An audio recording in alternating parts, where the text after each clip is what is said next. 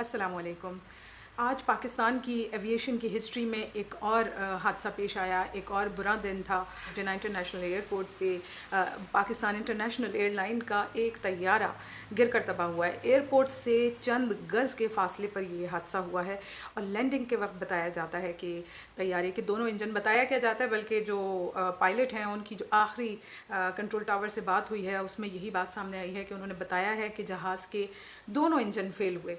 Karachi airport के करीब जो आबादियाँ मौजूद हैं, जिनके बारे में हमेशा से ये तशवीश रहती थी कि ये आबादियाँ अब एयरपोर्ट के रनवे के भी इतने करीब आ चुकी हैं और बड़ी बड़ी बिल्डिंग्स हैं जो नज़र आ रही होती हैं, और इसके लिए कोई बहुत बड़ी इन्वेस्टिगेशन की ज़रूरत नहीं है। आँखों से नज़र आ जाता है। आप गूगल मैप पे जाएं, आपको डेंस पॉपुलेशन नज़र आती है। इतना गुंजान आबाद इलाका वो बन चुका है। आप गुलिस्तान जौहर के इलाके से देखें, मॉडल कॉलोनी देखें, या फिर आप ड्रिग रोड का इलाका देखें, आपको नज़र आएगा कि बड़ी बिल्डिंग्स हैं, रिहायशी इमारतें हैं जो कि आम जो प्राइवेट ओनर्स हैं उन्होंने बनाई हैं, लेकिन ये एयरपोर्ट से बहुत करीब भी हैं और बहुत ऊंची भी हैं। जो अफसोस हुआ, दोहरा अफसोस, एक तो वही था कि जो तैयारे में सवार मुसाफिर थे वो तो जिस नागहानी का शिकार हुए सो हुए, लेकिन जिनके घरों के ऊपर ये तैयारा गिरा है वो तो समझे बैठे बिठाए उन पर एक आफत टूट पड़ी।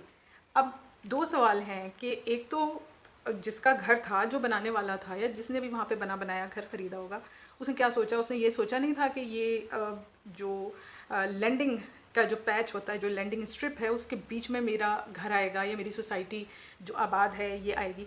तो इसके लिए पॉइंट नोट करें कि लोग एविएशन एक्सपर्ट नहीं हैं। पाकिस्तान की आम आवाम को नहीं पता है कि एविएशन के क्या रूल्स हैं, एयरपोर्ट के कितने दूर घर होने चाहिए। ये कवानीन तो सिविल एविएशन को पता होने चाहिए थे और होंगे, यकीनन पता होंगे, लेकिन फिर सवाल वही उसी अफसोसनाक रवैये की जानिब आता है। मेरी सिविल एविएशन के एक नुमाइंदे से बात हो रही थी और उन्होंने बड़े अफसोस के साथ ये बात की कि हम ख़त लिख लिख कर थक चुके हैं।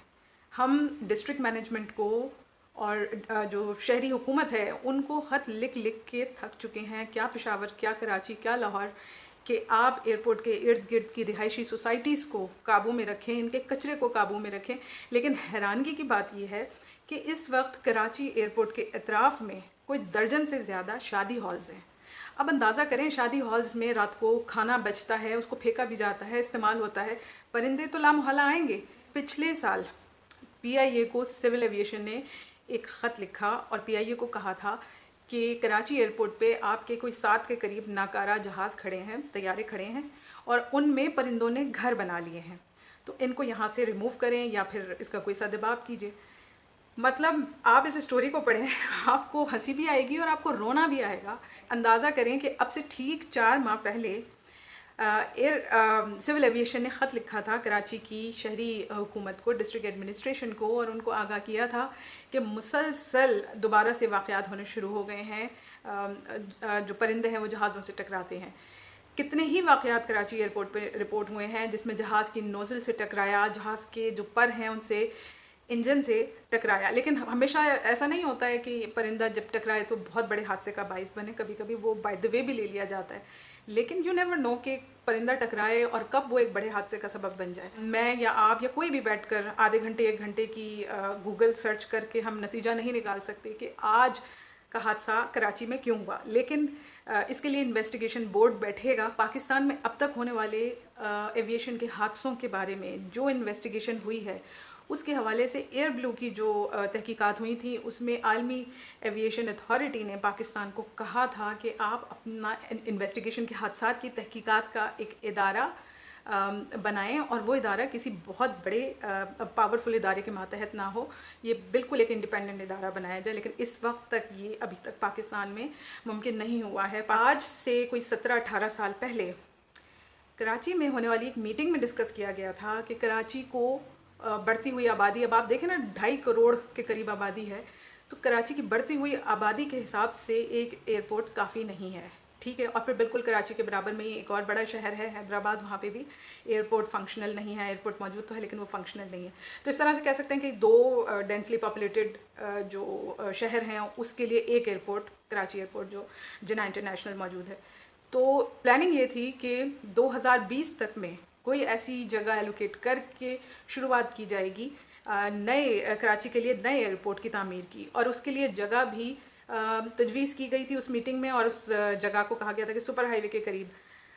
अब कमाल देखें आप कि वहाँ पे बड़े बड़े हाउसिंग प्रोजेक्ट्स बन गए, लेकिन आपको अभी तक कहीं वो कराची का नया एयरपोर्ट कहीं नज़र नहीं आएगा, या उसके लिए कोई बात होती हुई भी नज़र नहीं आएगी। जब आप देखते हैं कि इस किस्म के हादसा और नेग्लिजेंस के हादसा होते हैं ना, जो जिनकी बुनियाद होती है नेग्लिजेंस पे। देखें, आज के हादसे में हवाई जहाज़ में कोई ख़राबी हुई थी, ठीक है, कोई तकनीकी ख़राबी थी, कोई नहीं रोक सकता उसको। मशीन है, ख़राब हो सकती है, ठीक है। लेकिन आज के हादसे में एक जो बड़ा सवाल है वो उस आबादी का है जो एयरपोर्ट के करीब रिहाइश पजीर थी और उनके ऊपर जहाज़ आके गिरा। वीडियोस जो आई हैं हादसे की जगह की, आप देखें तो सही, वहाँ पे 3-3, 4-4 मंजिला इमारतें भी हैं। कुछ इमारतें ऐसी हैं कि जिनकी पानी की टंकी चौथी 5वीं मंजिल पे जाके टिकी है, और ये सब प्राइवेट ओनर्स के बनाए हुए घर हैं, जो ज़ाहिर है किराए पे दिए होंगे उन्होंने, या खुद वो रह रहे होंगे।